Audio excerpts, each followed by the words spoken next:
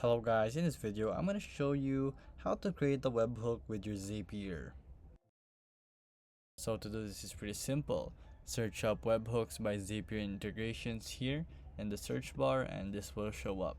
So here you can do more with webhooks by Zapier. So it lets you connect webhooks by Zapier with thousands and most popular applications that you can automate here in your work. And there's no need and no more time, and that's what it matters most. So no code required for this.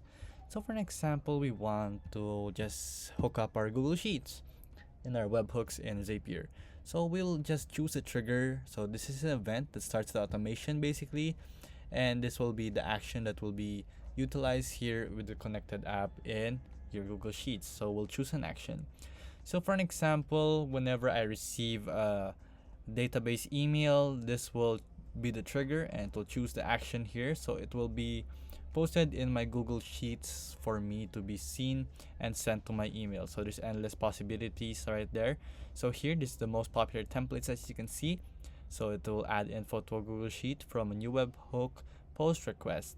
So this will also create Google Sheets rows and send emails in Gmail with new caught webhooks like what I said. So here you also have send custom request to URL in new rows added to Google Sheets. So we can try it right here if you want to, guys, but you'll have to integrate your spreadsheet row in Google Sheets and Gmail. Of course, you'll have to connect those, but I don't want to connect those really right now.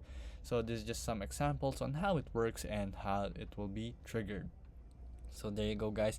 If this was helpful, please hit the like button and don't forget to subscribe.